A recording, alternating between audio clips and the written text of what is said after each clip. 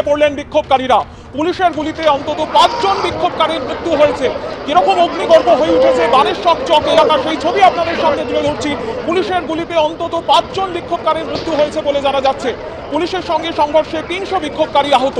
বিক্ষোভকারীদের হঠাৎ লাঠিচার্জ, কাঁদানে গ্যাস পুলিশের।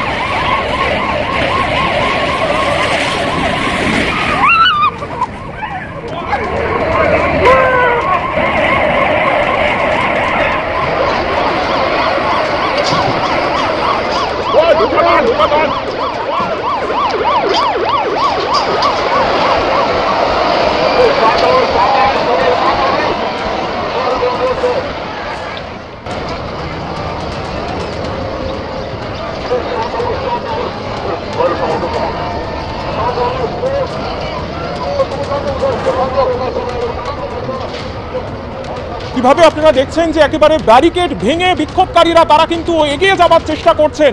পুলিশের তরফে যে ব্যারিকেড দেওয়া হয়েছে সেই ব্যারিকেড ভেঙে তারা এগিয়ে যাবার চেষ্টা করছেন।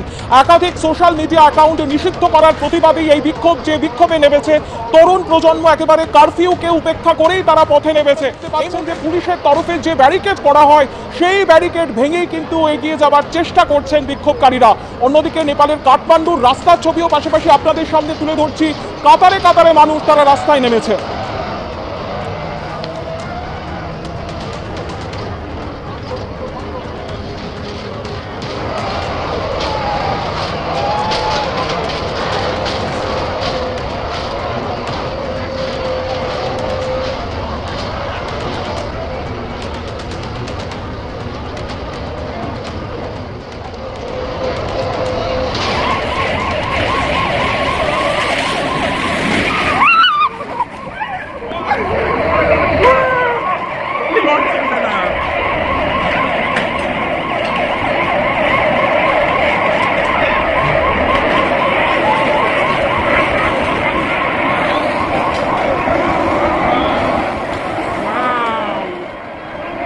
উত্তেজিত বিক্ষোভকারীদের ছত্রভঙ্গ করতে গুলি চালানো হয়েছে, যেখানে 2 বিক্ষোভকারীর মৃত্যু হয়েছে বলে জানা যাচ্ছে।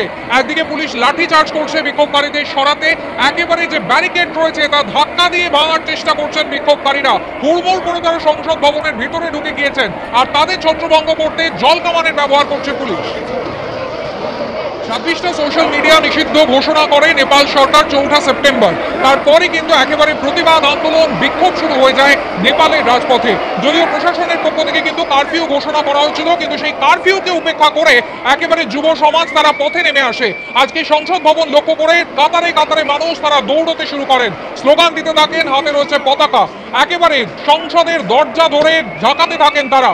পুলিশ প্রশাসন লাঠি চার্জ করে, গুলি চালায়, এমনকি জল কামানের ব্যবহার করা হচ্ছে।